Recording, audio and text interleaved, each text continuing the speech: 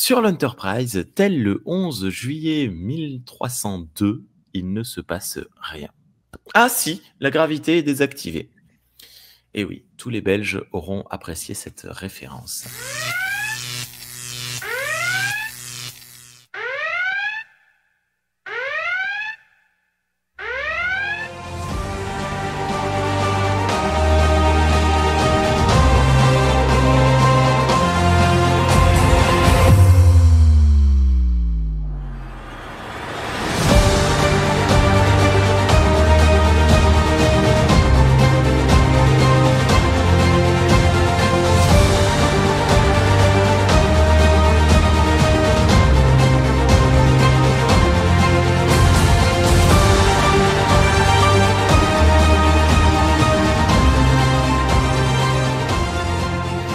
Et bonjour, bonsoir à toutes et à tous. Oh oui, bienvenue dans cette toute nouvelle émission de Star Trek.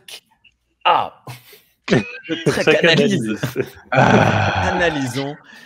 Je sais plus. Analysons Star Trek, la série animée originale. Bonjour Marguerite, comment vas-tu? Très bien, merci. Salut Sean, comment vas-tu? Ça va très bien. Et salut Thierry, comment vas-tu? Très bien aussi, oui. Vous êtes beaux et belles tous les trois. Vous avez des beaux fonds. Je suis dans l'espace maintenant. Moi, j'ai juste ma bibliothèque toute pourrie. Là, voilà, c'est du concret. Vous êtes Ouais, dans mais mais fais-toi un le fond. métaverse. Ça fait genre que t'es un intellectuel. Voilà, je suis. C'est des films. Et puis c'est pas très glorieux. Un intellectuel du cinéma. God of the Dead. Hein, faut pas. Wow. Faut pas chercher très loin. Qu'est-ce que c'est que cette affaire-là? On se retrouve. Tu ne sais pas ce que c'est God of the Dead? C'est un film français en plus, non ça? Mais oui, c'est un film français et La Horde également. C'est un film français. Est-ce que c'est un film de foot zombie? Exactement. C'est un film sur fond de zombies. De foot. On a des zombies. C'est assez merveilleux. C'est Rocher et Dahan. Non, attends, mais ça y est, je dis des bêtises. La première partie a été réalisée par Benjamin Rocher et la deuxième partie par Thierry Poirot. À deux, ça fait 1h30 chacun, ça fait à peu près 3 heures. Et c'est assez réjouissant. Non, on s'en fout. On est là ce soir pour parler de Star Trek, la série animée. Ce soir, on va parler de l'épisode Once Upon a Planet, qui s'appelle en français, Sean. Mais il était une fois une planète. Il était une fois une planète. Bien joué, 20 sur 20. C'est marrant comme dans la série animée, ils ont vraiment traduit mot à mot presque les titres. Je me sens moins piégé que dans Enterprise. Voilà, diffusé pour la première fois le 3 novembre 1973 et se déroulant à la date stellaire du 5591.2. Et au scénario, nous n'aurons pas un, mais bien deux scénaristes. Nous aurons Chuck Manville et Len Jensen, parce qu'il aura fallu 2 personnes pour pondre ce truc.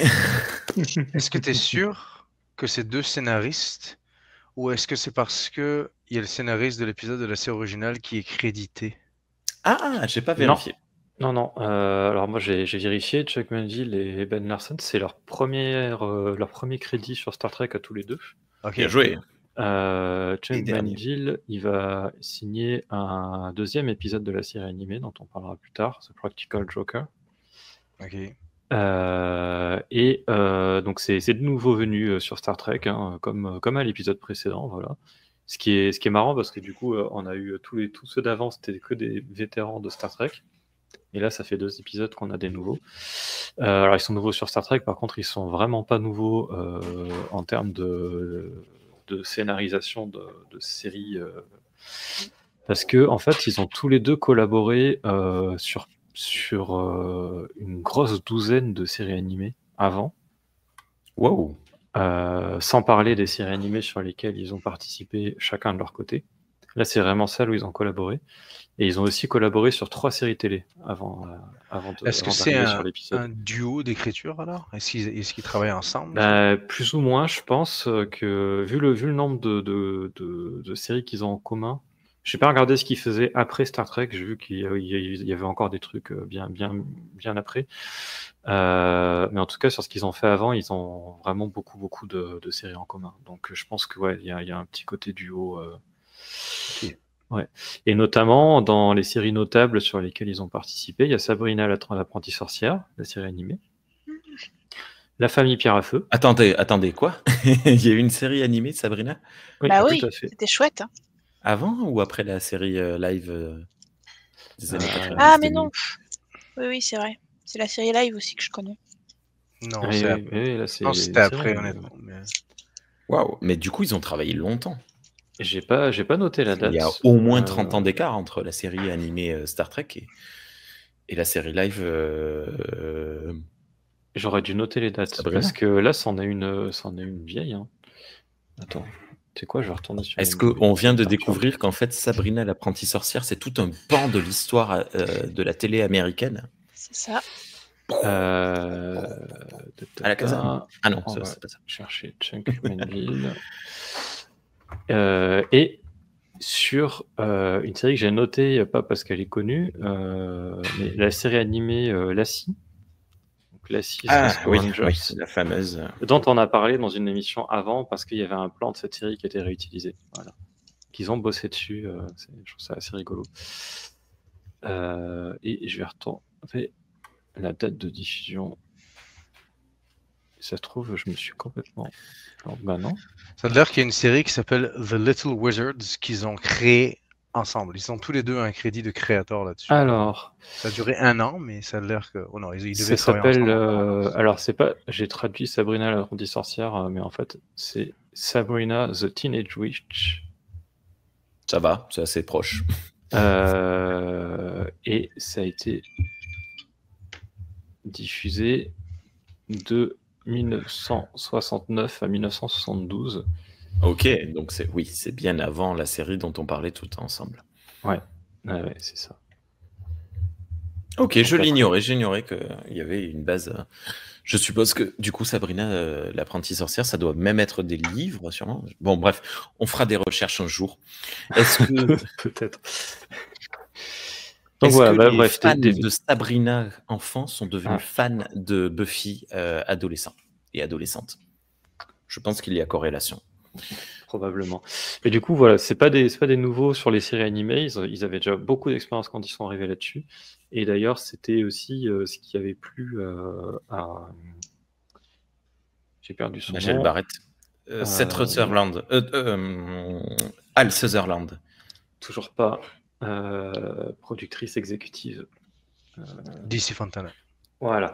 Donc ça a plu à Dorothy Fontana d'avoir des gens qui avaient l'habitude des séries animées et qui du coup savaient ce qui était les possibilités que ça permettait et ce qui était possible de mettre en scène et tout, et qui l'ont exploité beaucoup dans cet épisode. Oui, c'est vrai que là, pour le coup, on a le poussage de l'animation tel qu'il pouvait la faire dans ce studio. À son paroxysme. Ok. Quelque chose à dire d'autre sur ce roman d'amitié entre Chuck et Len? Eh oui, vous avez manqué celle-là. Ou sinon, on lance le journal de bord. On lance le journal de bord. Lancez-le. Ça va être le journal de bord. Thierry, je vais essayer de ne pas le lancer trop fort. Le lance pas trop fort. Alors, Ah merde. Oui, pardon. Pas les lancer. J'oublie toujours la gimmick des notes. Je vais vas-y, fais les notes. Cet épisode n'a pas été noté sur la communauté francophone de Star Trek. Ce n'est pas la première fois et ça n'est pas la dernière fois que ça arrive. Il a donc uniquement été noté sur Ultime Frontière pour une moyenne de 7,33 sur 10, qui est plutôt honorable, je trouve. J'ai pas lu les commentaires, mais je suppose qu'ils sont positifs. 6,2 sur IMDb. Ouais, mais sur IMDb, ils y connaissent rien. Il y a sûrement les chrétiens de la semaine dernière qui continuent de... ils continuent à hate. Ils reviennent. Oui, parce qu'il y a des dinosaures. Donc, clairement... Ah oui, ça n'a pas existé. Mais les dragons ont existé, d'après la Bible. Et oui. C'est complexe. Il y a même toute une catégorie d'anges, là, je crois, qui s'appelle les Soroctones, un truc comme ça, qui sont spécialisés dans le meurtre de dragons. C'est chez qui ça? Parce que... Les catholiques, non? Ok. J'ai pas lu, j'ai pas leur connaissance. Ok, allez Thierry, journal de bord, on t'écoute. Avec la voix de Kirk, s'il te plaît. Journal de bord de Cap. Je peux faire la voix d'Arex si tu veux. Non, je vais pas faire ça parce que sinon je vais pas réussir à lire parce que je vais trop rigoler. Journal du capitaine, date stellaire 5591.2. L'équipage de l'Enterprise est prêt à savourer un repos bien mérité. Nous avons donc mis le cap sur la planète Permission, située dans la région Omicron Delta. La planète inhabitée a été construite par une race extraterrestre très avancée. Son unique but est de divertir les voyageurs de l'espace de passage. Scène numéro 1, nous retrouvons donc l'Enterprise en phase de repos sur la fameuse planète Shore Leave, toujours dans des décors magnifiques. Nous voyons donc Uhura, Sulu et Bones, chouette petit groupe surprenant, être téléportés sur la planète. Et évidemment, nouvelle référence à Alice au Pays des Merveilles, avec le lapin blanc, puis Alice qui déboule. Il y a marqué entre parenthèses râler sur Alice au Pays des Merveilles. J'en ai marre, j'en ai vraiment extrêmement marre des références à Alice au Pays des Merveilles dans toutes les œuvres de séries américaines. J'ai l'impression qu'ils n'ont lu que 2 livres, c'est Moby Dick et Alice au Pays des Merveilles. Ils nous cassent les pieds. Alors oui, ce sont des romans qui ont été fondateurs, ce seront sûrement les romans préférés de ton auteur préféré ou de ton autrice préférée. Mais au bout d'un moment... je dis pas en 1973, c'est ça, 73 la série animée. Je dis pas en 73, mais aujourd'hui en 2025, tu regardes une série, tu as une chance sur 2 de tomber sur une. Bah d'ailleurs encore dans Star Trek, puisqu'on en a encore eu dans Discovery, il y en a, et dans cette série de merde. Waouh. Strange New World. Bref, ça m'énerve tellement. Au bout d'un moment, j'en ai tellement marre. Il y a d'autres choses qui existent. Il y a d'autres œuvres qui existent. Et surtout aux États-Unis, le pays le plus grand au monde, avec un nombre d'auteurs et d'autrices qui dépasse l'entendement. T'as d'autres bouquins que... Ouais, il y a Mark Twain, par exemple. Allez, vas-y, là, casse pas les couilles. Le 3e. Bref, désolé, je dis beaucoup de gros mots, ça m'agace. Ça m'agace profondément, j'en ai vraiment marre, quoi. Et puis c'est bon, c'est pas parce qu'on parle d'une œuvre un peu méta que de suite il faut parler d'Alice au Pays des Merveilles. Faites référence à... Je crois que Picard aussi fait des références, il me semble. Hein. Bon, bref. Bah, Mark Twain. Ah oui, non, dans Picard. Non, faites des références à Ursula Le Guin. Ça, c'est une bonne référence. Ouais, par exemple. On fait pas assez de références à Ursula Le Guin. J'en ai pas lu. Mais... Faites-en plein. Voilà. T'as fait peur à mon tribule. Je suis désolé. ça l'énerve. Il va me prendre. Il y a un Klingon dans la place en plus, qu'il fasse gaffe. Retiens ton tribule, s'il te plaît. Là, il va falloir que j'écrive une espèce de short story où Alice au Pays des Merveilles s'en va chasser une baleine. Avec Mark Twain. Ouais, avec Mark Twain, exactement. Un enfant Ah oui, non, c'est Mark Twain, c'est les 3 fantômes. Bref, c'est donc l'occasion pour Bones de réexpliquer. Ouais, c'est Huckleberry Finn, non, Mark Twain. Mais il en a fait plusieurs. Ben sûrement. Il était très prolifique. Ah mais non, les fantômes, c'est... Ça, c'est anglais. Les 3 fantômes, c'est quelqu'un en Angleterre. Charles Dickens. C'est Dickens, comme Oliver Twist. D'ailleurs, est-ce que vous saviez que Charles Dickens avait des problèmes et il se prenait pour Charlemagne? Parce qu'en fait, quand il écrivait Oliver Twist, il a mis très longtemps pour écrire cette histoire. Et son père venait le voir tous les jours et lui disait: il y a ton éditeur qui est derrière toi, Charles Magne. C'est donc l'occasion pour Bones de réexpliquer le fonctionnement de la planète. Elle est remplie de robots qui se transforment selon vos désirs. Uhura invite donc le groupe à avoir de belles pensées. Quelque chose à dire sur cette intro? Oui. Oh. Ta blague est nulle. Ça y est, l'émission va durer 2h30. Dis-moi, Marguerite. Alors, je sais pas si on a une capture d'écran. Moi, je voudrais parler un petit peu du dessin. On en a d'un peu plus tard.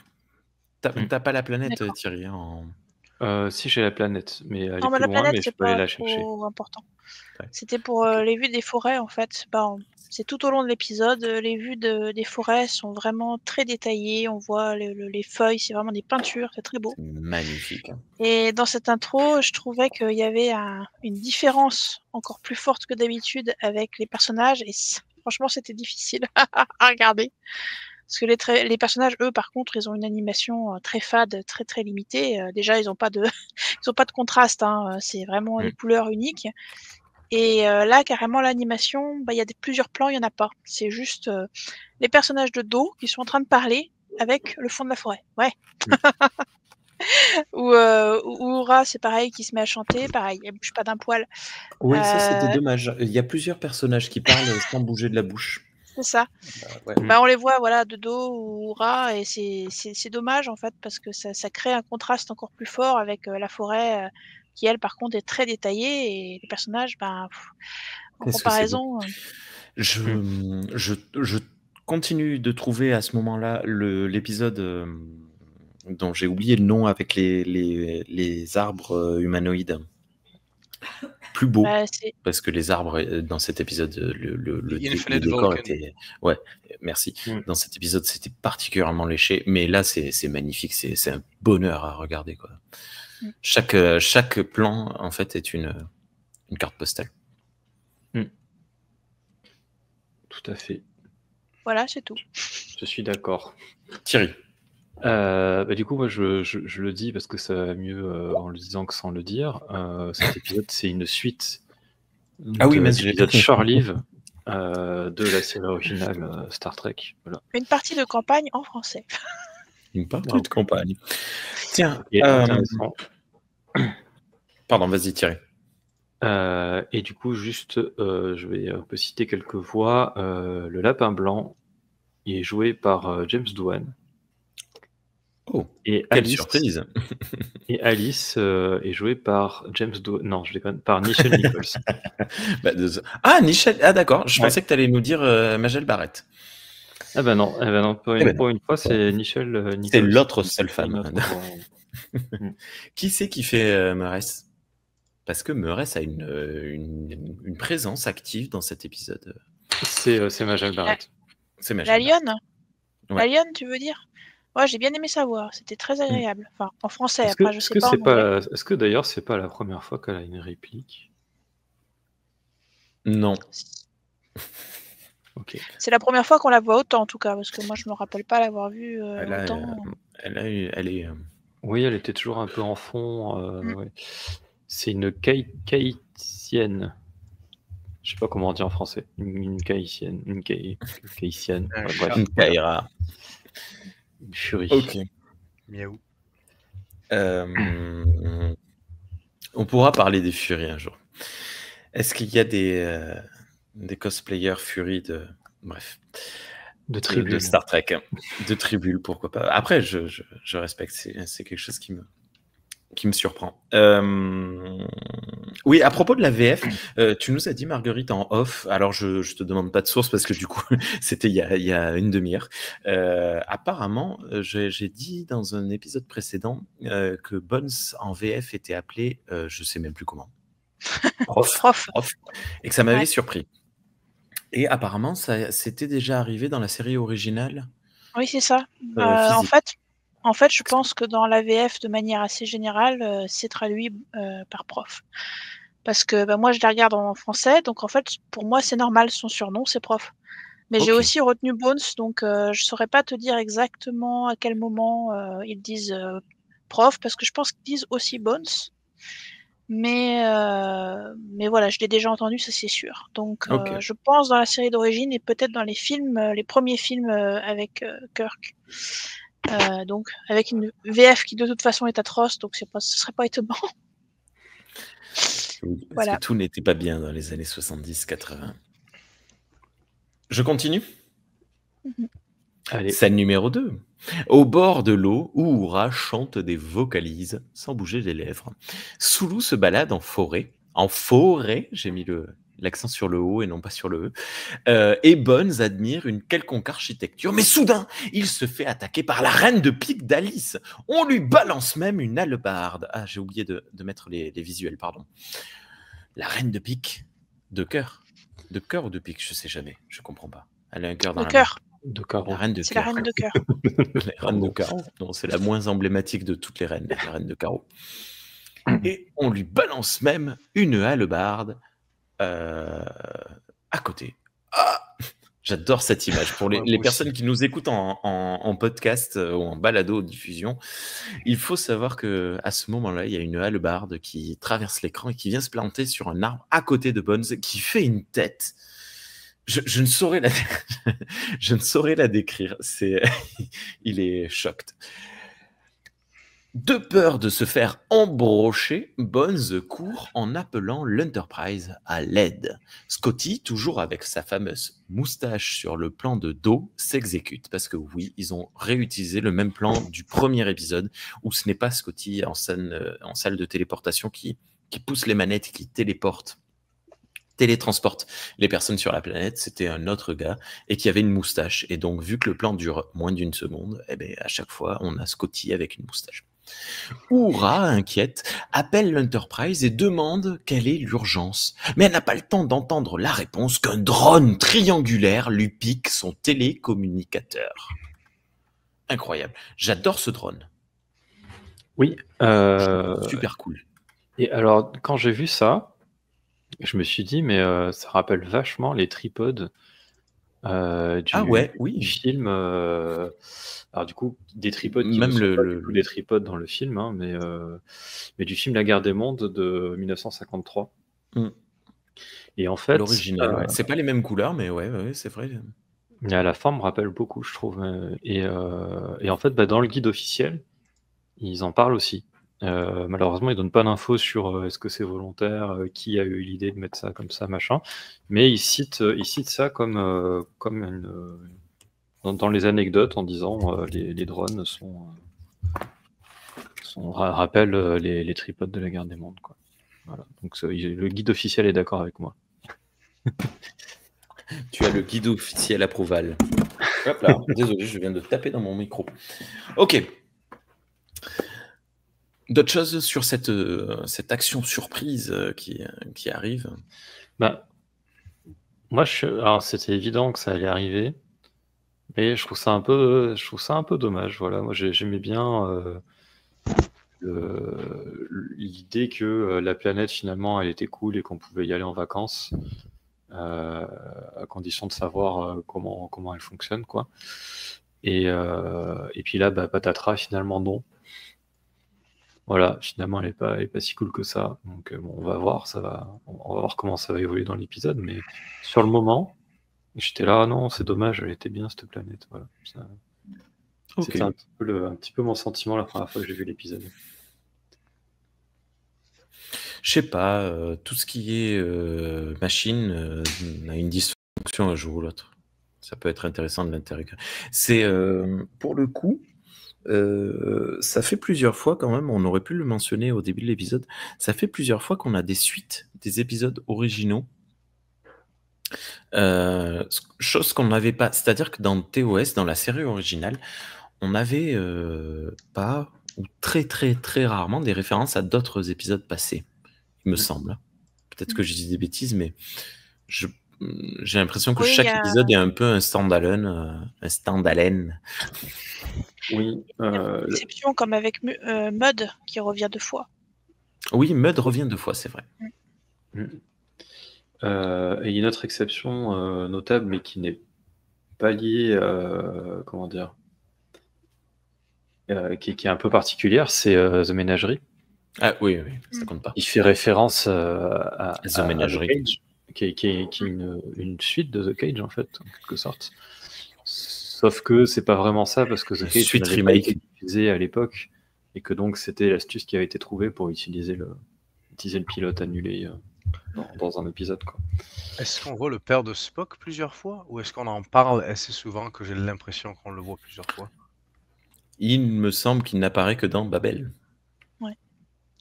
Et dans les films, et dans TNG. Mais il me semble. Peut-être qu'on se trompe. Dites-le nous dans les commentaires. Je suis en forme ce soir. J'ai beaucoup bu. Alors, ce n'est pas par plaisir. J'ai mangé des artichauts, du coup, j'ai la bouche sèche. Donc, tu peux boire de l'eau aussi, tu sais. Je suis boire de la bière. Quand j'ai perdu mes cheveux, j'ai repris l'alcool. N'importe quoi. On digresse. Oui. Vu qu'on a parlé de The Ménagerie, je voulais dire que je suis pas fan du fait que... C'est vrai que t'es pas très fun, Thierry. Sur Netflix, oui. The Cage soit mis en premier dans la liste des épisodes. Je comprends pourquoi ils l'ont fait, parce que dans l'ordre chronologique de production, c'est effectivement celui qui a été produit en premier. Mais dans l'ordre chronologique de diffusion, il a été diffusé en dernier. Très très loin en dernier d'ailleurs. Ce qui aurait pu être cool, ça aurait été de faire une saison 0. Où, tu sais, ils avaient fait ça pour... Alors, c'est pas sur Netflix, c'était sur Amazon à l'époque, quand Battlestar Galactica avait été diffusé. Ils avaient fait 2 séries. Une pour la mini-série en 2 épisodes qui sert de pilote, et une pour la série normale. Ils auraient pu faire ça. Et je trouve que ça... En fait... je trouve ça dommage parce qu'en fait, ça biaise la manière dont les gens perçoivent The Ménagerie. Parce que du coup, ils le regardent comme un truc qui, comme souvent ça se fait dans les séries, c'était le cas aussi, mais pour aller à l'économie, on va reprendre des bouts des épisodes d'avant, puis on va faire un épisode avec ça pour faire un truc pas trop cher. Sauf que là, c'est effectivement dans une certaine mesure le cas, sauf que c'est un épisode que les gens n'avaient jamais vu. Et c'était moi j'ai découvert j'ai vu The Cage que à la fin de la série originale quand j'ai découvert. Moi aussi, ouais. Et d'ailleurs quand je l'ai vu, j'étais là mais c'est bizarre, je l'ai déjà vu cet épisode, je comprends pas parce que j'avais pas fait le lien avec The Ménagerie au départ. Et je préfère que ça arrive dans ce sens-là. Je trouve ça qu'on comprend mieux l'importance de The Ménagerie et pourquoi The Ménagerie est culte quand on n'a pas vu The Cage avant en fait, je trouve. Non, mais ça a du sens de le découvrir dans ce sens-là. Après, je me souviens plus. Peut-être que tu sauras le dire alors que tu n'étais pas présent, Thierry. Je ne me souviens plus des épisodes. Je sais qu'il y avait eu plusieurs épisodes que l'on avait traités dans la toute première émission de Star Trek pour les nuls, il y a longtemps.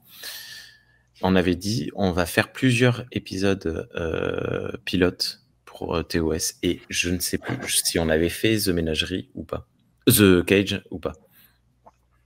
Je sais pas. Non, je pourrais pas te dire.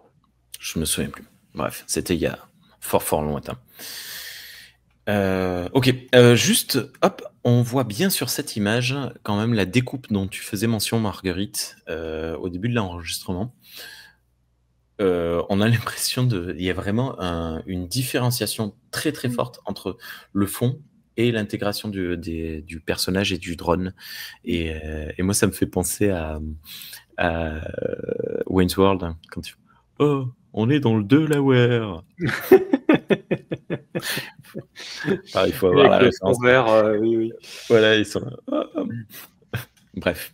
Je trouve que ça se voit, mais c'est pas non plus choquant parce que la plupart des films d'animation qu'on regardait quand on était plus jeune, genre très clairement, tu voyais ce qui était peint comme décor, puis ce qui ne l'était pas. Donc, la blague, c'est que tu savais toujours quelle pierre allait tomber, d'avant. Quelle pierre, ouais. Mais quelle pierre allait se manger. Quelle branche allait se briser. Coyote, ouais. Mais là, je sais pas, là, c'est peut-être les différences de couleurs. Je l'ai trouvé ça m'a marqué sur le coup. Alors que l'animation, pour le coup, allez, là on digresse, c'est un peu long. Alors que l'animation de Uhura qui se rend compte qu'elle va se faire piquer les clés, son visage en fait est super bien animé. On voit pas la pince venir lui piquer son... J'ai parlé de clé, n'importe quoi. Le communicateur, mais parce que c'est trop compliqué. Mais par contre, son animation faciale, je suis désolé, est super bien. Bref. On dirait je suis en train d'imaginer les clés de l'Enterprise, c'est sympa.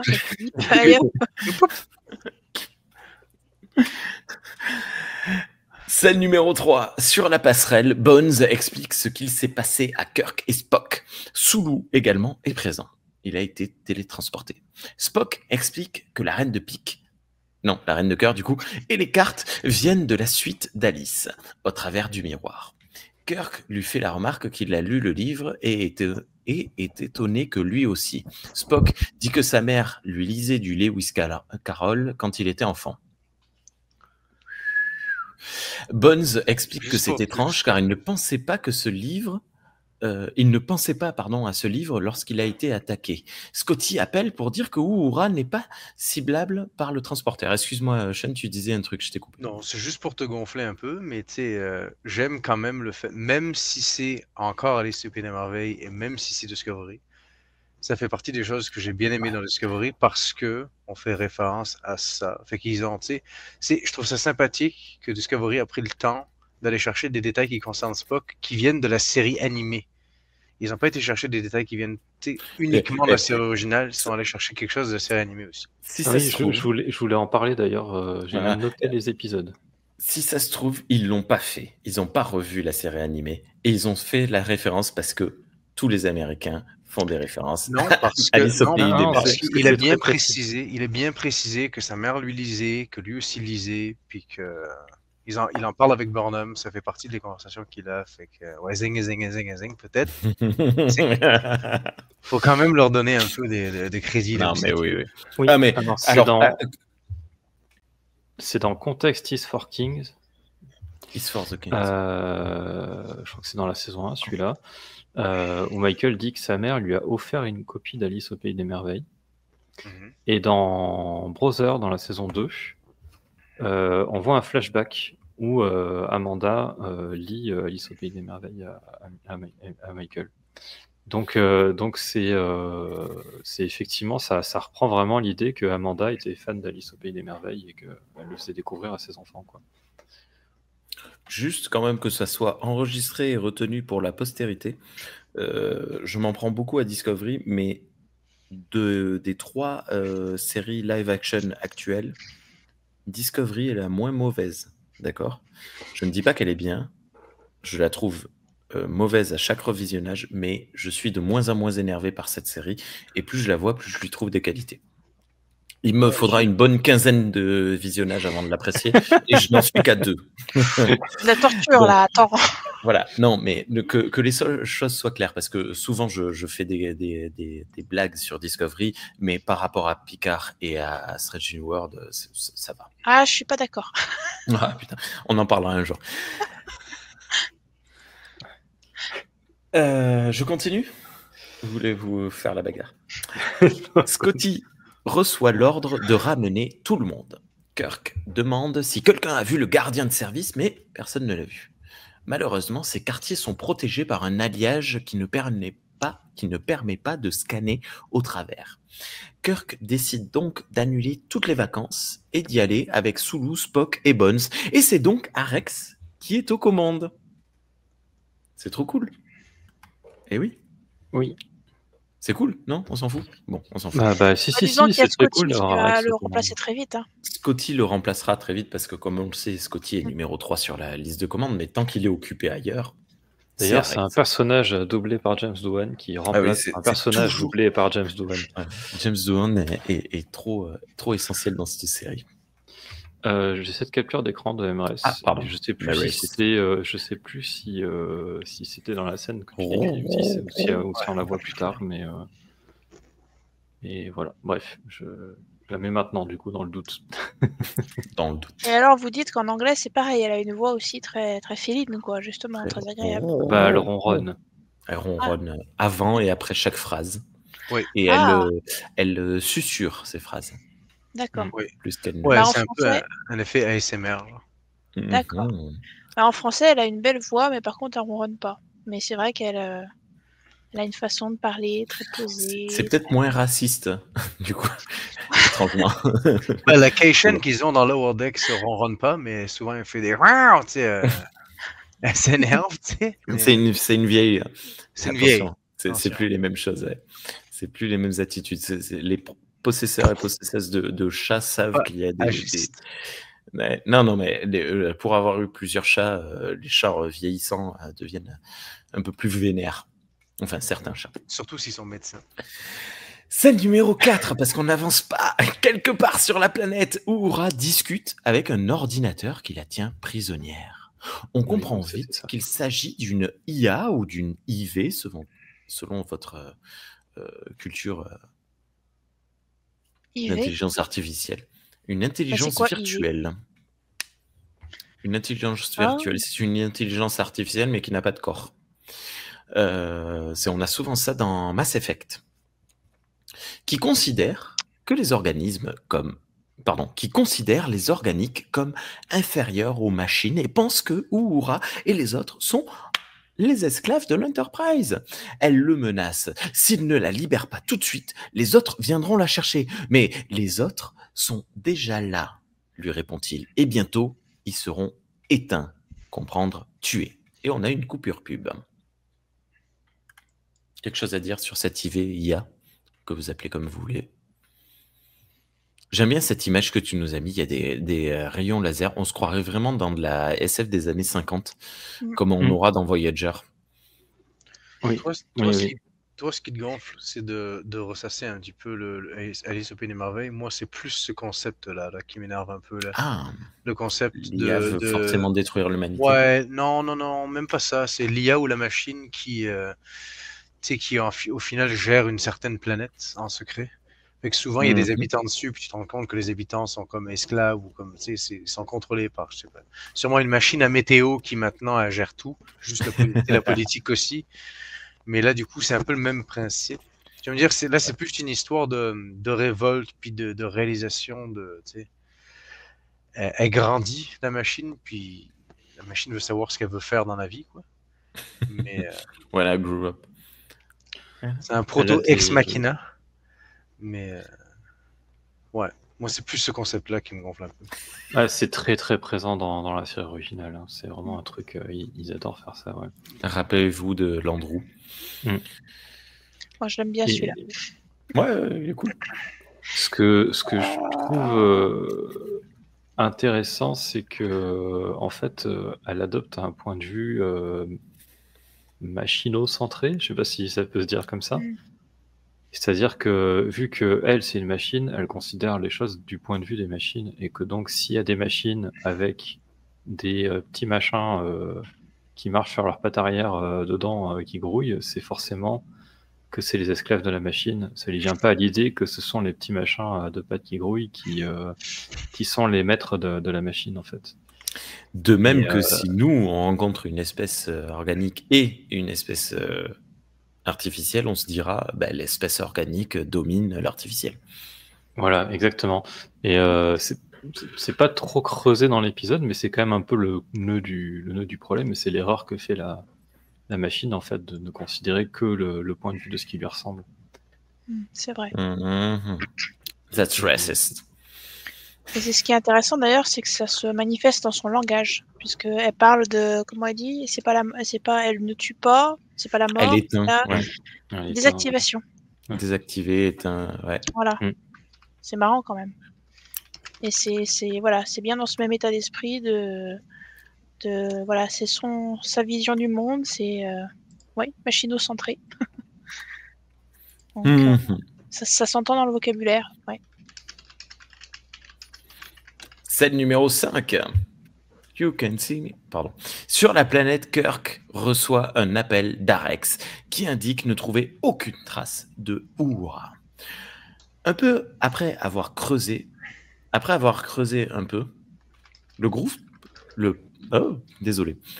trouve le fameux alliage qui cache Uhura et ce qui la retient. Kirk appelle l'Enterprise pour faire téléporter un laser de forage, mais la communication est coupée avant. Meres dit ne pas comprendre ce qui est ordonné. Ah pardon, tu avais mis le... Hop là. Dit ne pas comprendre ce qui est ordonné, mais Scotty téléporte tout de même le laser Why not? Ah ben non, finalement, ça ne marche pas. Alors, j'ai pas très bien compris. Pourtant, j'ai mis pause à plusieurs reprises. Je suis même revenu en arrière. Je sais pas, genre, Kirk appelle. Il dit envoyez-moi un laser de forage. Murrez dit je comprends pas ce que vous dites, répétez. Scotty dit ouais, je vous l'envoie. Ça marche pas. Je sais pas très bien ce qui se passe. Est-ce que c'est moi qui comprends mal la scène où il y a un truc qui cloche? Oui, la scène est un peu confuse. Et comment Scotty peut savoir qu'il veut un laser de forage si Mrez qui répond n'a pas compris, elle peut pas transmettre l'info, je sais pas. Alors, on a vu au début de l'épisode que dans cet épisode, toutes les communications étaient entendues par tout le monde. C'est-à-dire que quand Bones appelle pour être télétransporté, Uhura entend sur son communicateur l'appel de Bones. Et c'est pour ça qu'elle appelle l'Enterprise en disant qu'est-ce qui se passe, pourquoi est-ce qu'il a peur, c'est quoi le danger. Du coup, ça, je me dis peut-être que Scotty entend et il dit ouais, non, mais moi, je comprends mieux que l'officier de communication parce que je suis plus intelligent. À la limite, ce qui est possible, c'est que peut-être que le début de la phrase, genre on a besoin d'un laser de forage, soit entendu et que c'est à partir du reste que c'est brouillé. Et du coup, Scotty, lui, l'a entendu, donc il exécute l'ordre, et puis... Exécute. C'est possible. Puis, du coup, après, comme la suite n'est pas entendue, on a ce dialogue de dire on comprend pas... Il y a peut-être un truc de temporalité qui est mal présenté dans l'épisode, c'est possible. Ok. Scène numéro 6. Le groupe trouve un petit obélisque composé du même alliage que le cache sur lequel est écrit, je traduis... Le dernier de sa race a cessé de fonctionner le 5e jour de la 12e lune de l'année 7009 de cette planète. Bones en conclut que le gardien est mort, et Spock se fout de sa gueule en le félicitant pour ses observations médicales perspicaces. Et Merspy répare. En français, ils se sont pas embêtés autant avec la traduction. En français, ils disent 6J, machin, le gardien. Point. Ah ouais. 6J le gardien. Ouais. Dans le genre. Ça suffit. Oh, on va pas tout traduire. 3 phrases, c'est trop long. Allez hop. En même temps, il y avait juste lui. Fait qu'il est mort. C'est bon. Et du coup, il dit 6J le gardien, et après, t'as 20 secondes de 4 mecs devant la tombe qui ne parlent pas. je sais plus, mais peut-être qu'ils disent 6J le gardien à telle date. Je sais plus. Alors, la phrase que j'ai citée est montrée à l'écran, mais elle n'est pas citée. Ouais, tout à fait. Elle n'est pas lue par les personnages en Et c'est pour ça originale. que dans le coup, j'ai vu qu'en français, ils se sont pas embêtés, parce que quand j'ai vu la phrase, je me suis dit punaise. C'était son nom, le gardien. Voilà. Ah, mais c'est aussi... Oui, d'accord. Okay. En vrai, ça se tient un peu, parce que vu qu'ils doivent le dire à l'oral pour que les enfants comprennent, et qu'il faut que ça soit pas trop long, et que c'est un texte qui n'est pas dit en anglais, puisque voilà, il faut qu'on puisse caser ce que vont dire les personnages après, quoi. Et non, ça se tient. On a plusieurs phrases sur cette stèle qui sont écrites, pas plusieurs phrases, mais la même phrase qui est écrite en 4 langues différentes, et ils ont eu de la chance que ce soit écrit en anglais. Scène numéro 7, sur le vaisseau... La galaxie parle anglais. La galaxie parle anglais. Déjà, on a eu plusieurs langues. Ça n'a pas été écrit que en anglais. C'est vrai, c'est une chance pour le coup, c'est pas choquant, je trouve, parce qu'ils sont déjà allés sur cette planète. Ouais, donc il y a plein d'autres espèces qui y sont allées. Oui, justement. Donc il y a plusieurs langues, et puis je suppose que comme ils savaient que les terriens allaient revenir, ils ont mis une langue terrienne. Sans déconner, Hugo, t'es un expert sur cette planète? Tu sais qui y a été? T'as aucune idée? Le gardien, il doit bien savoir. Le gardien, oui, mais c'est peut-être juste des humains. C'est peut-être juste la Fédération qui va sur cette planète. Je sais pas, peut-être qu'elle fait partie de la Fédération. Peut-être que Starfleet, ils en ont parlé à personne. Peut-être qu'ils gardent ça pour eux, puis c'est juste...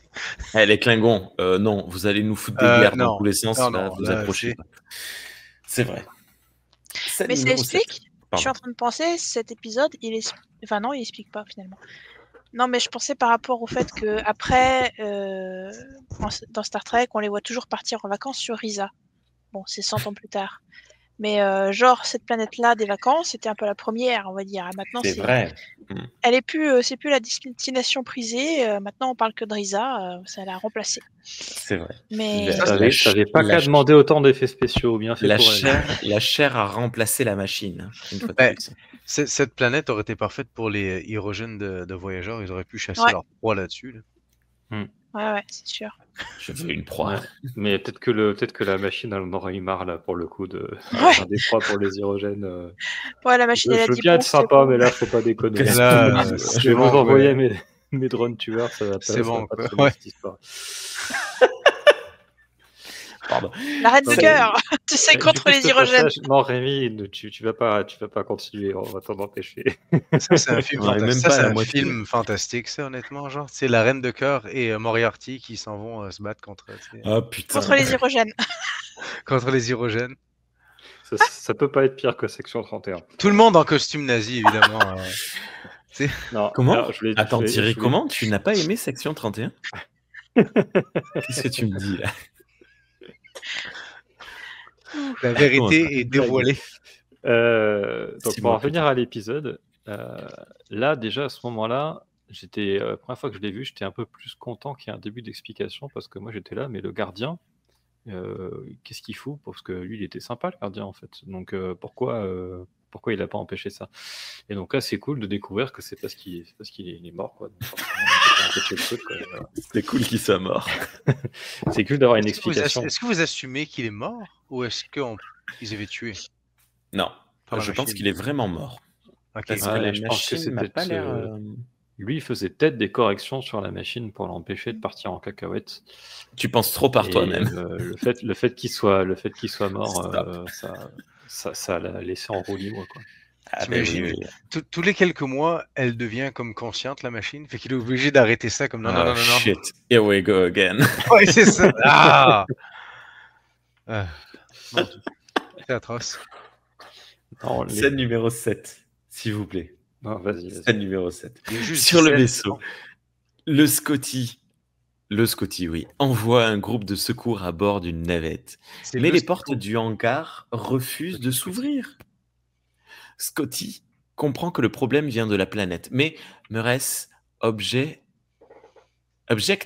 j'ai mal écrit, que la planète a été programmée pour être cool. Mais Scotty n'est pas dupe. Un programme, ça se change, dit-il. Vachement intelligent, le Scotty. Enfin, déducteur. 4 coups d'avance. J'aime bien le hangar à navette. Qui fait... D'ailleurs, si tu peux afficher la capture d'écran, ça peut être cool. Est-ce que tu as fait plusieurs captures? Tac, tac, tac, tac. Non. T'as vu la navette, comme elle est cool. Ah ouais. Il y a une navette avec les nacelles sur le dessus. Ça change. D'ailleurs, il y a des ailerons. Il n'y a pas une erreur visuelle là-dessus. Alors, d'après le Elle est à l'envers.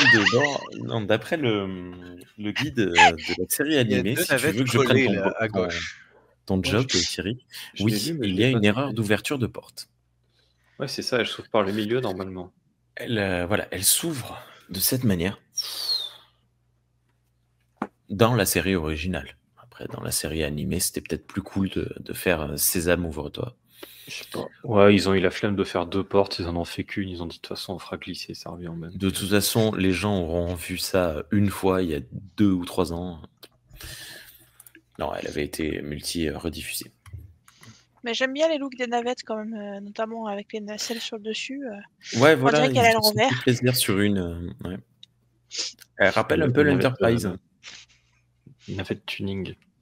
Non, mais j'aime l'idée qu'elle est juste à l'envers et quelqu'un qui s'est trompé. Tu sais. Ce serait drôle. C'est Arex qui était bourré. Ouais, c'est Arex. Non, mais il doit y avoir une fonction. Très probablement qu'il y a des nerds sur Internet qui l'ont écrit quelque part. Si tu mets tes nacelles en haut, tu vas plus vite. Oui, c'est ça. C'est une navette pour aller en Warp 5. Ouais, mais 5.1. Scène numéro 8. Retour avec Uhura qui échange avec l'ordinateur et tente de le convaincre de ne pas éteindre le groupe. S'il te plaît, non. Il argue qu'ils ne sont pas essentiels, mais elle dit que si. Elle songe alors à l'éteindre, mais l'ordi l'en empêche très rapidement. L'ordi lui dit qu'il en a marre de servir les organiques et qu'il est temps que les choses changent. Il y a un petit échange rigolo parce qu'en fait, nous, c'est pas clair ce qui se passe, c'est-à-dire que on voit le regard de Uhura, on voit un genre de bouton, ou je ne sais que sais-je, qui s'affiche, et là, l'ordinateur qui chope, enfin un drone qui attrape la main de Uhura, et Uhura qui est surprise, elle lui dit mais j'ai même pas amorcé la pensée de t'éteindre que tu réagis de suite. Et en fait, il lui dit ben oui, mais j'ai été programmé pour lire tes pensées. Donc je sais ce que tu vas penser avant même que tu le penses. C'est trop cool. C'est vraiment trop cool, je trouve. Oui. C'est un truc que j'aime bien dans cet épisode. C'est le deuxième moment où on tient vraiment compte des possibilités technologiques qui existent. C'est-à-dire, il y a le premier moment où c'est quand Bones est en danger, il se fait téléporter. Voilà. Je veux dire, il va pas courir dans tous les sens, chercher un coin où se cacher, etc. Il y a l'Enterprise, il se fait téléporter, quoi. Voilà, puisque ça fonctionne. Donc ça, c'est cool. Et effectivement, le fait que l'ordinateur puisse lire les pensées, ça a du sens qu'il le fasse pour... Mais ça, par contre, ça va poser d'autres problèmes derrière, le fait qu'on nous rappelle ça. Mais bon, on n'y est pas. C'est bon. Scène numéro 9. Le groupe se dispute. Ils ne parviennent pas à trouver l'entrée technique. Mais alors que Sulu et Bones se chamaillent, soudain, Spock trouve un vieux panneau de bois avec écrit « Entrée ». Pardon, la capture d'écran est tellement... c'est incroyable. Oui, cette scène m'a beaucoup fait rire, autant de la mise en scène que le contexte. Enfin, ouais, c'est très drôle. Je sais pas. Il y aurait un mème à faire avec, mais je sais pas quoi. Ouais, j'aime beaucoup l'idée de comme, tu sais, peut-être qu'il y a une entrée souterraine, puis d'un coup, c'est comme, regardez, capitaine, il y a le panneau, entrée, tu sais, souterrain, tu sais, c'est comme, ok. Ouais. D'ailleurs, les personnages disent oh, c'est louche. Mais bon, ils s'en foutent, hein, en fait. Ils y vont. C'est probablement un piège, mais c'est la seule piste que l'on ait. Ouais, c'est ça. Ouais. Et d'ailleurs, ils sont accueillis par des ptérodactyles. J'aime aussi comme le panneau disparaît tranquillement. Oui, il y en a un deuxième un peu plus loin, oui, c'est vrai. Oui, une fois qu'ils ont été utilisés, ils rentrent dans le sol, oui. Et c'est assez rigolo. C'est des panneaux à usage unique. Ils sont accueillis, donc, je disais, par des ptérodactyles. Yes. Alors, ce ne sont pas vraiment des ptérodactyles, puisque tout le monde sait que les ptérodactyles n'ont qu'un seul doigt au bout de leur aile, mais bon, c'est pour traduire plus facilement. Genre une espèce d'araignée sur le dos, on dirait un facehugger presque. Ouais. Et d'ailleurs, c'est pas je remarque avec la capture d'écran de Thierry, merci Thierry, que ce ne sont pas les deux mêmes, ils n'ont pas la même tête tous les deux. Il y en a un qui a des dents et pas de collerette, et un qui a une collerette et pas de dents. Oui. Ils sont tous les deux bien violets et roses, comme aime le dessinateur, le coloriste. Tout à fait. Et bah, tu sais quoi, dans mon souvenir, ils réutilisaient les bits de l'espace. Dickbats. Les Space Dicks. Non, les Dickbats. On appelle ça dans le jargon de Swear Trek. Oui, d'accord. Oui. Effectivement, ouais, les machins de la planète. C'est la couleur qui fait ça. Et donc je m'en souvenais mal. En fait, ils se sont fait chier à dessiner des ptérodactyles. Qui ma foi, je trouve ça plutôt cool. Ouais, ils sont cool. Ils font peur. Surtout celui qui est chauve, là. Enfin, qui a des dents. Il est un peu vénère. Alors, petite question. Oui. En fait, quand j'ai vu l'épisode, je me suis dit, c'est le fait que le panneau arrive d'un coup et qu'ensuite il tombe sur des monstres, c'est entre guillemets un piège. C'est prévu. C'est une façon pour la machine de les envoyer directement dans la gueule du monstre, littéralement. Et qu'est-ce que vous en pensez ? Est-ce que c'était ça ? Est-ce que c'est juste un hasard ? Parce que il y a il y a des panneaux régulièrement sur toute la planète et puis ils sortent dès que t'es là. Non, moi ce que je pensais, c'est que la planète exécute ce à quoi tu penses, et eux ont pensé à avoir des panneaux qui mènent vers l'entrée. Donc la planète a simplement exécuté des panneaux pour leur montrer l'entrée. Voilà. Ouais, mais à ce moment-là, ils se seraient pas embêtés à chercher pendant des plombs, tu vois. Ils auraient pensé tout de suite. On veut avoir des panneaux, on veut avoir l'entrée, et puis voilà. Ils n'y ont pas pensé. Ouais, c'est pas malin. Mais après, il y a les deux théories qui sont possibles parce que un peu plus tard, on nous dit oui, personne ne peut mourir sur cette planète. Si on est blessé dangereusement, on est soigné. Or, l'ordinateur lui-même dit qu'il veut les éteindre et les tuer. Mais lorsqu'il y aura un presque mort, il est quand même soigné. Donc en fait, il y a peut-être les deux choses qui cohabitent. C'est-à-dire que peut-être que l'ordinateur central voulait les emmener dans un piège, tout comme peut-être que la planète obéit aux ordres. Oui, alors je voulais en parler plus tard. Un mélange des deux dans l'IA, oui. Je voulais en parler plus tard parce que je sujet. trouvais que c'était une incohérence justement du fait qu'elle peut lire dans les pensées. Donc c'est pour ça qu'elle affiche des panneaux pour les emmener dans un piège, parce qu'elle sait qu'ils cherchent où c'est, du coup elle sait qu'en leur montrant des panneaux, ils vont les suivre. Mais du coup, elle lit pas les pensées au moment de savoir qu'ils préparent une stratégie pour pouvoir entrer dans la salle de contrôle de l'ordinateur. Et il envoie quand même ses trucs pour soigner. Et en fait, du coup, ce que tu dis, ça me fait penser que l'explication, c'est sûrement qu'il y a encore des automatismes dans son fonctionnement qui sont hors de son contrôle. Est-ce que l'ordinateur central a vraiment le pouvoir sur tout ? Oui, parce que le programme de justement éviter que quelqu'un se blesse ou fasse mal, ça doit être quand même la base en fait du programme de la planète, quoi. Oui, comme la gravité artificielle sur les vaisseaux Starfleet. Et puis sa fonction première, c'est de livrer aux gens ce qu'ils veulent ou ce qu'ils pensent aussi. Genre c'est sa fonction première, tu sais. Donc il peut pas s'empêcher de le faire. Ouais, mais s'il pense par exemple à faire de mal à quelqu'un, je pense que ça marchera pas. Parce qu'elle veut pas faire de mal. Enfin, les lois de la robotique, Isaac Asimov, c'est à quoi ça m'avait fait penser aussi avec tous ces paradoxes que vivent les robots dans les nouvelles.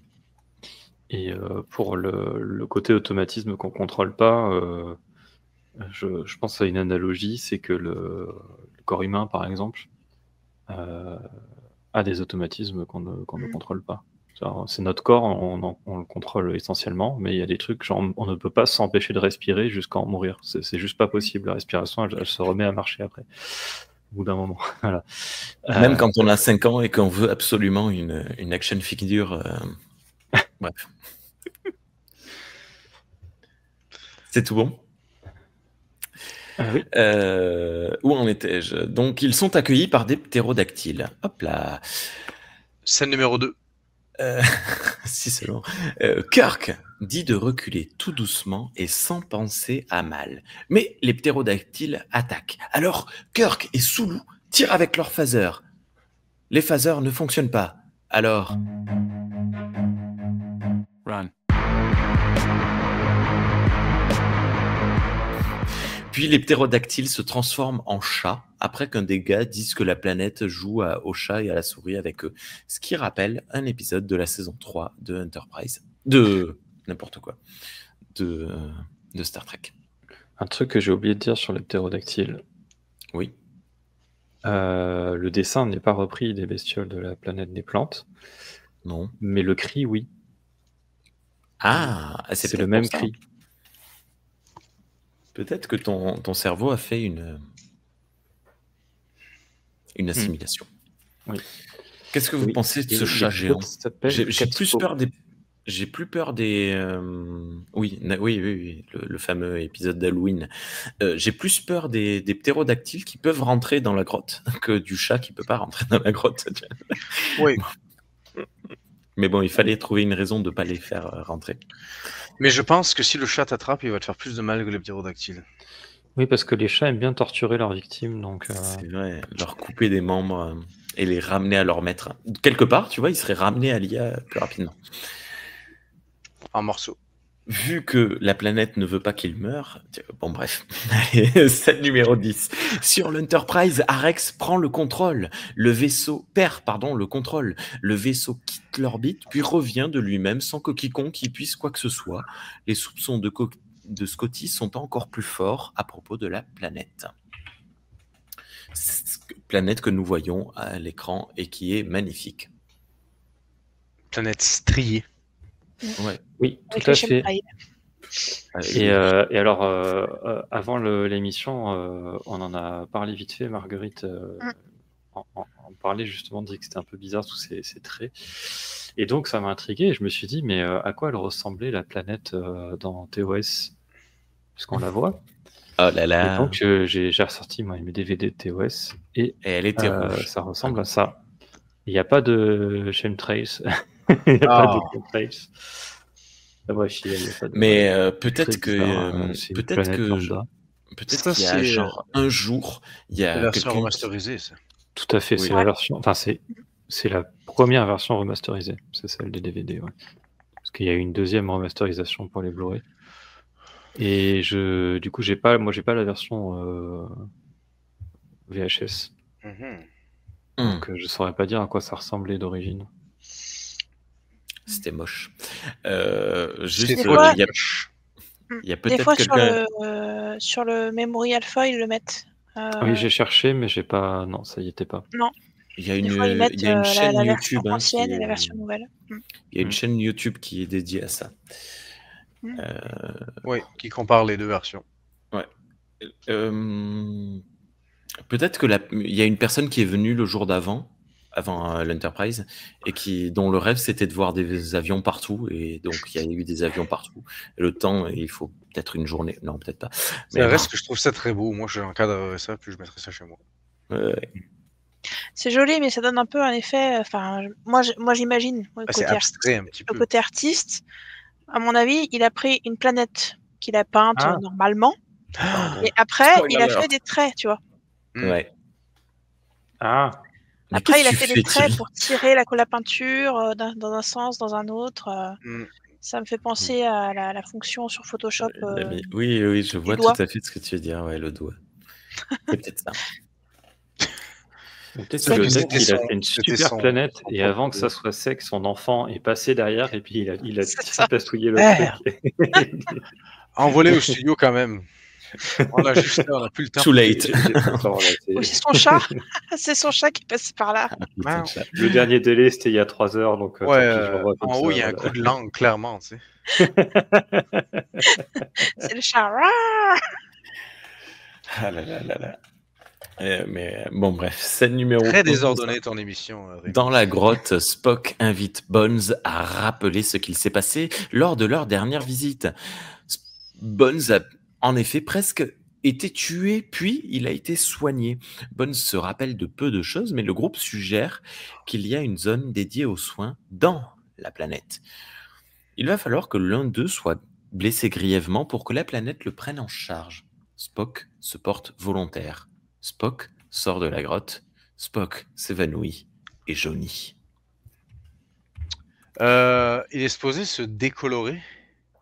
Et non, il se surcolore. Lui, il se surcolore sûrement parce qu'il est vulcain, ça n'a peut-être pas le même effet que sur un humain. Le sang fait l'inverse de ce qu'il doit faire. Ouais, heureusement qu'il s'est évanoui et pas surexcité. Ouais, il a mis la jaunisse. Alors, j'ai noté la substance qu'il utilise, le Mélénex, qui donne ces effets-là. Et je voulais chercher si ça existait vraiment. Et, ça n'existe jamais. À chaque fois que je fais la recherche, je le fais plus parce que ça n'existe pas. Oui, bah tant mieux. Cette fois, ça existait. C'est un truc de SF. Voilà. Si ça a donné une chanson de Hetz. Belena semelle de. Bref. Scène numéro. Oui, tous les années 90 seront fiers de cette référence. Scène numéro 12. Sur l'Enterprise, tel le 11 juillet 1302, il ne se passe rien. Ah si, la gravité est désactivée. Et oui, tous les Belges auront apprécié cette référence. Bon, on voit tout le monde voler. Voilà. Le reste, elle est partie super loin de son poste. Genre, elle n'a pas eu le temps de réagir. Wop. C'est un chat. Elle vole plus facilement, mais elle va retomber sur ses pattes. C'est vrai qu'elle, quoi qu'il arrive, il n'y a pas de problème. Ouais. Et d'ailleurs, là, sur ce plan, on voit bien les 3 jambes et 3 bras de Arex. Et dans une scène aussi, je sais plus à quel moment dans cet épisode, c'est pareil. On voit bien, il a les bras l'un sur l'autre là, comme ça, et en fait, on voit qu'il y en a 3, quoi. Il a Comment pas est-ce de, qu'il les croise, ses bras, quand il il est a pas pas de content? bottes. Alors, j'ai jamais remarqué qu'il avait pas de bottes, il a pas de Ah chaussures. oui, tiens. Non, il est juste Et en collant. techniquement, il a un bras gauche et 2 bras droits. Non, il a une main gauche et 2 mains droites. Oh. Oui et non. On ne sait pas dans quel angle se plient ses bras. C'est vrai, on sait pas. Son bras du milieu. Mais oui, il a 2 mains droites. Et il a des patounes de chat, en fait. Ça ressemble beaucoup aux pattes de MRS, en fait. Ouais, un petit peu, ouais. Je regarde. Attends, je vais zoomer un petit peu. Vas-y, il est dans les zooms aujourd'hui. Ouais. Je suis d'humeur zoomeuse. J'ai un peu trop zoomé, mais bon. On dirait que c'est c'était très... Surtout là. D'ailleurs, je me demande si c'est pas le même bout de dessin qui réutilise entre les deux. MRS, on dirait juste quelqu'un qui est énorme là quand tu zoomes. Et là, pour le coup, c'est un bon exemple des possibilités de l'animation parce que ça leur coûte vraiment pas grand-chose de mettre les personnes en apesanteur, contrairement à s'il avait fallu le faire dans la série originale, ça aurait pas été le même tarif, quoi. Scène numéro 13. Sur la planète, le groupe attend une réaction de la planète concernant Spock. Puis, un drone sort d'un rocher et emporte Spock. Kirk fonce et rentre dans le sas avec le drone et Spock. Mais Sulu et Bones sont attaqués par un dragon rouge à 2 têtes. Yeah. Le fan de Kaiju en moi est content. C'est une chimère. J'adore les dragons. Okay. C'est une chimère vu qu'il a 2 têtes. C'est une chimère et non pas un dragon. J'essaierai de retenir ça pour la scène finale. En gros, les chimères, elle a tout un tas de mélanges et de formes différentes. Et après, suivant combien il y a de pattes, de têtes, de machin, de bidule. Il n'y a pas une partie lion normalement? En fait, c'est suivant chaque. Alors, c'est la mandragore, par exemple, c'est un lion, une queue de serpent, une queue de scorpion, etc. Enfin voilà, c'est plusieurs variantes. Chimère, c'est le nom générique. Ok. Je suis pas tout à fait d'accord, mais c'est pas vraiment le sujet. On va partir trop loin si on parle là-dedans. Appelle-le juste double dragon. Donc le dessinateur disait qu'il était très content de dessiner un dragon parce qu'il aimait bien ça. Cool. Voilà, c'est pas grand-chose. Cool. Et sinon, j'ai oublié de réagir, mais il est quand même très très risqué leur plan. Ah, si ça marche pas. Non, mais ne serait-ce que parce que tout à l'heure on en a parlé, on a dit il y a sûrement des automatismes qui font que l'ordinateur central ne peut pas s'empêcher de ramener les gens pour les soigner quand ils sont blessés. Mais en fait, ils en savent rien. Oui, c'est ils ont comme aucun indice que ça soit vraiment le cas ou pas. Et du coup, Spock, il aurait pu tout aussi bien se faire bouffer par le chat et ça aurait été terminé, quoi. Non, mais c'est un peu similaire comme plan quand même. Ta gueule, c'est pour enfants. Ouais, bon, je vais le noter quand même. Parce que là, pour le coup, c'est assez invraisemblable, je trouve. Et c'est pas une habitude de la série animée d'avoir des trucs aussi invraisemblables. En tout cas, des épisodes qu'on a analysés pour l'instant, c'est la première fois qu'il y a un plan comme ça qui me paraît un peu presque absurde, quoi. Fort bien. Scène 14. De son côté, Spock est emporté par le drone qui le pose sur une table de dissection ou de soins, ça dépend du point de vue. Il se réveille et ni une ni deux, il fonce avec Kirk à ses côtés rejoindre l'ordinateur central et Uhura. Scène numéro 15. Confrontation entre l'équipage et je suis perdu parce que et l'ordinateur. Pourquoi nous attaquer alors que vous êtes censé être cool? Parce qu'il y en a marre d'être vos serviteurs. Je fais bien le robot. Comment ça? Je veux être libre. Scène numéro 16. Merci, Sean. De son côté, Scotty atteint tant bien que mal la salle des machines et découvre que leurs ordinateurs ont fabriqué un nouvel ordinateur robot qui fait ce qu'il veut à bord de l'Enterprise. Et là, on a une histoire secondaire qui démarre, je me dis, mais comment ils vont s'en sortir?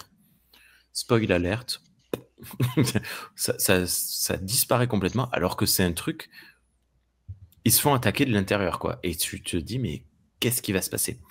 Comme dirait Will Smith dans iRobot, you've got robots building robots. Oui, d'accord. Tu aimes bien iRobot? J'adore ce film. Ok.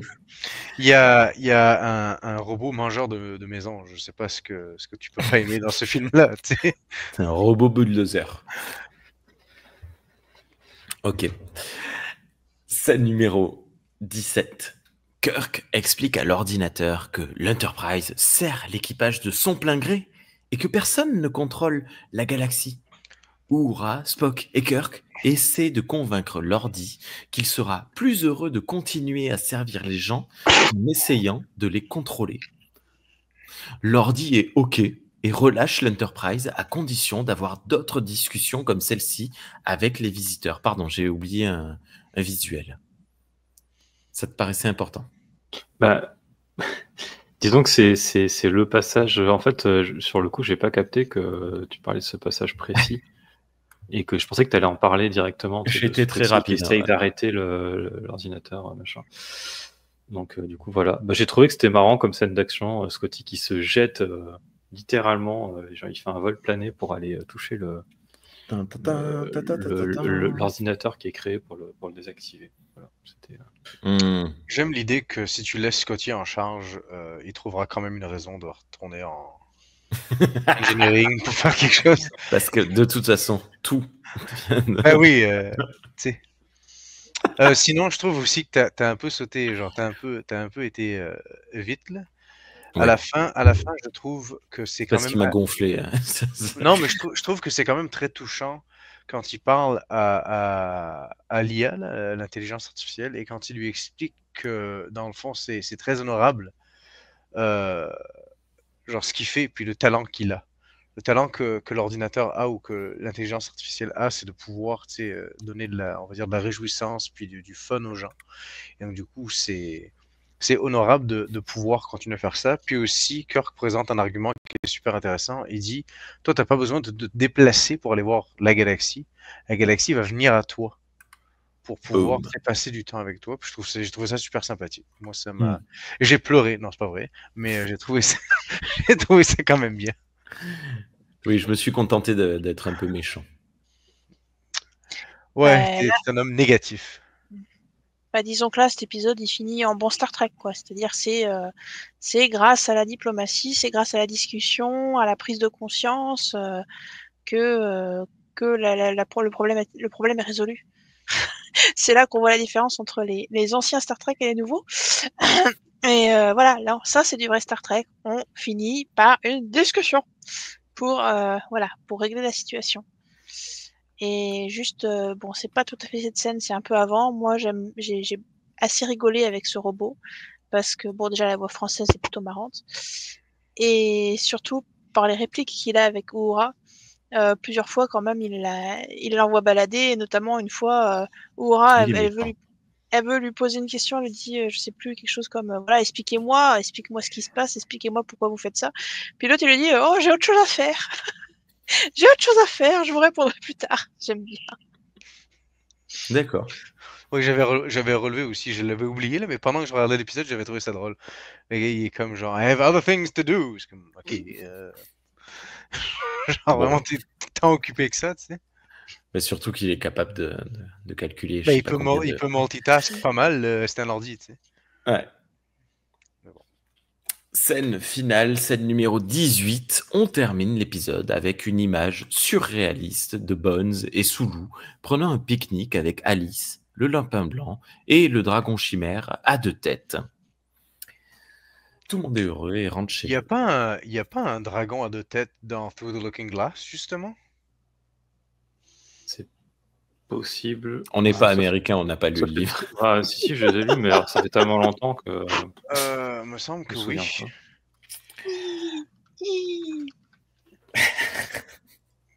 The Jabberwocky, c'est pas ça?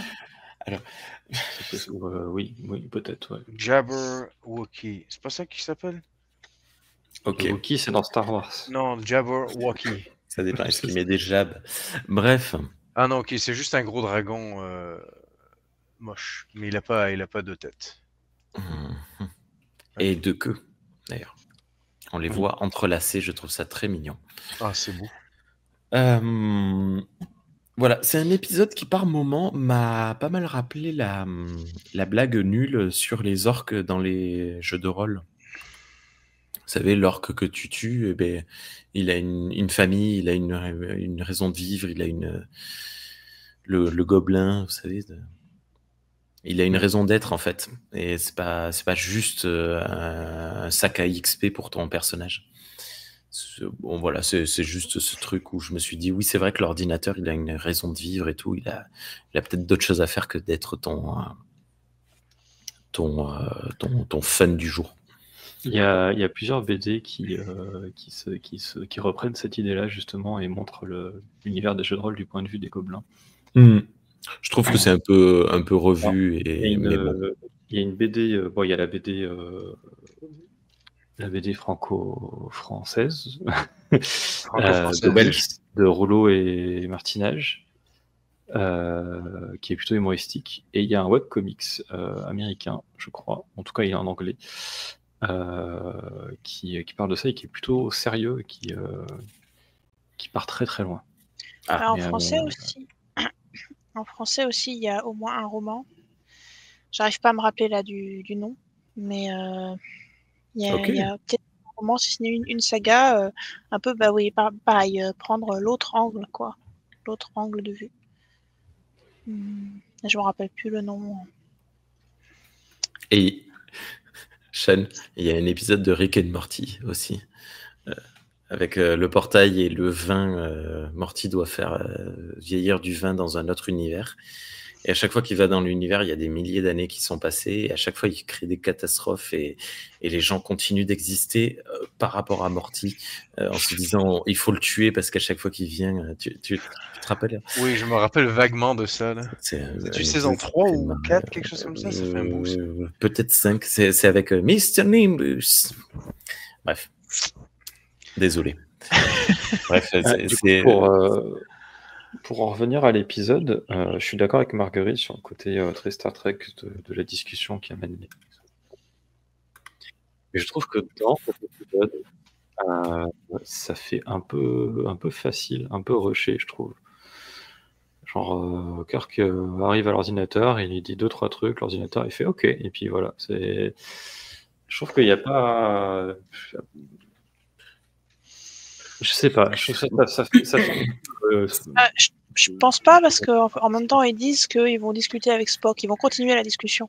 Donc en fait même si nous on n'a que le début, il dit bien que il est en train d'y réfléchir, c'est pas c'est pas ça y est hop ça y est on est bons copains, c'est attendez je vais y réfléchir et je veux continuer à en discuter avec Spock. Donc il y a quand même certes il y a une résolution pacifique mais il va continuer à réfléchir là-dessus quoi. Ça se trouve il va changer d'avis. C'est possible. C'est pour ça qu'il y a plus de planète dans la suite. C'est un épisode que je trouve assez divertissant, mais quand même pas mal enfantin. Alors que jusqu'à présent, on n'a pas eu vraiment d'épisode très enfantin comme ça. C'est que t'aimes pas les contes, en fait, je crois. Non, ni les contes ni les comtesses. Moi, tu sais, je coupe la tête à la monarchie. Non, je comprends ce que tu veux dire parce que j'ai rien foncièrement contre cet épisode. C'est juste que c'est pas celui qui m'engage le plus depuis le début. Moi, j'ai rien contre Alice au Pays des Merveilles, mais à réexplorer cette idée-là, puis cette planète-là, j'aurais préféré peut-être voir autre chose qu'Alice. Je comprends qu'au début, tu veux remettre le lapin, etc., juste pour bien te faire comprendre que t'es revenu sur la même planète.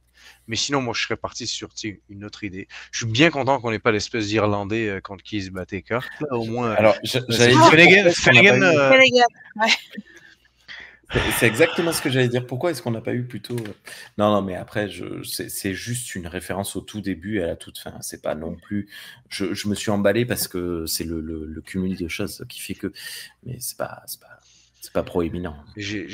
Non, c'est un épisode qui est quand même sympathique. Là, il dérange pas. C'est sûr que c'est pas l'épisode qui...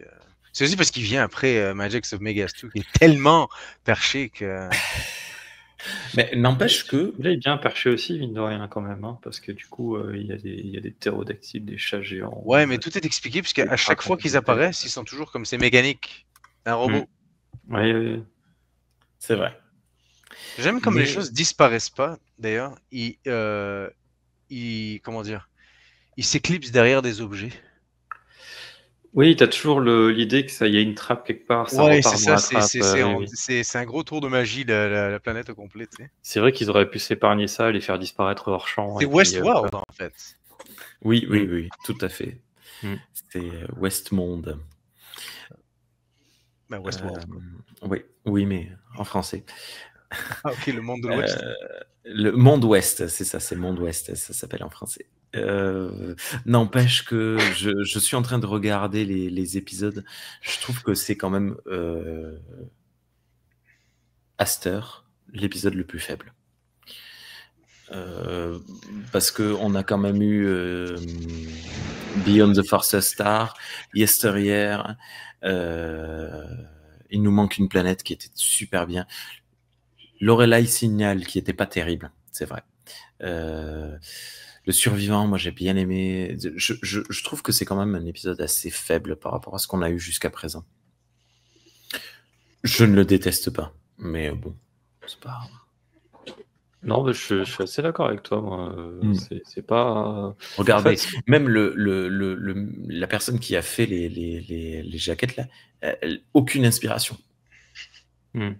Jusqu'à présent, à chaque fois, on a des super cartes postales. Là, il aurait pu y avoir la silhouette d'Alice et du lapin blanc. Oh putain. C'est vrai, pourquoi le transporteur? Quel rapport avec quoi? Surtout qu'il marche pas le transporteur là. Enfin, si, il marche au début, mais. Ouais, et puis ce groupe, et le dragon, les transporter ensemble. À chaque fois, enfin, quand le groupe y va, il y a Sulu en plus. Et sinon, il n'y a pas Kirk ou Spock. Enfin, c'est pas ce groupe. Ok, bah arrête de marronner, là, c'est bon, on a compris. Là, il te plaît pas l'épisode. C'est de la merde, 0. Allez. Non, mais. Ils ont même pas pris le temps de le noter sur ton site français. Là. Oui, c'est vrai. C'est pas la peine. C'est fou. Tu vois que l'épisode. Ah, vas-y, Marguerite, pardon. En fait, pour ma part, j'ai pas vraiment d'a priori. Enfin, je le trouve ni très bon ni très mauvais. C'est un moyen. Mais c'est pas médiocre, quoi. C'est pas nul. C'est juste que. Ouais, je sais pas. Il est là. Je sais pas. Parce que de toute façon, la série animée, honnêtement, si je la regardais pas avec vous, je suis pas sûre que j'aurais continué, quoi. J'ai un peu du mal à la regarder. 25 minutes par épisode. Ouais. Mais ouais, je sais pas pourquoi. Je sais pas pourquoi, parce que j'ai retrouvé dans mes archives, en fait, c'est la deuxième fois que j'essaye de la voir. Enfin, la première fois, j'avais vu 5 épisodes. Et qui là, sont les 5 meilleurs. On est mal, patron, on est mal. Non, mais voilà, j'ai pas. Ouais, ça me fait un peu ni chaud ni froid cette série en fait. À la limite, ce que je trouve sympa, c'est voilà, un peu comme dans cet épisode, c'est d'avoir des nouvelles, avoir la suite de tel épisode, savoir tel personnage ce qui devient. Bon, ça c'est sympa. Ça tombe bien, puisque dans le prochain épisode, nous allons parler amour, mais surtout retour d'un personnage, un fan favorite, pas de tous les fans malheureusement. Ouais, je l'aime bien, Arimud. Ah, mais tu révèles tout. Alors oui, voilà, c'est le retour de Arimud. Comment il s'appelle? Hardcore. Hardcore. Voilà. Merci à tous les trois pour cet épisode. On se retrouve bientôt, Sean. À bientôt. Ben oui, à bientôt. Mais oui. À bientôt, Thierry. Ciao. Salut, à bientôt. À bientôt, Marguerite. Ciao. À bientôt. Je perds déjà des molécules. Là, je suis en train de me. Elle se désintègre dans l'atmosphère en pénétrant la téléportation ratée. Téléportation d'urgence, pitié. On se retrouve très bientôt à toutes et à tous. Passez un bon moment dans ce que vous êtes en train de faire. Copla.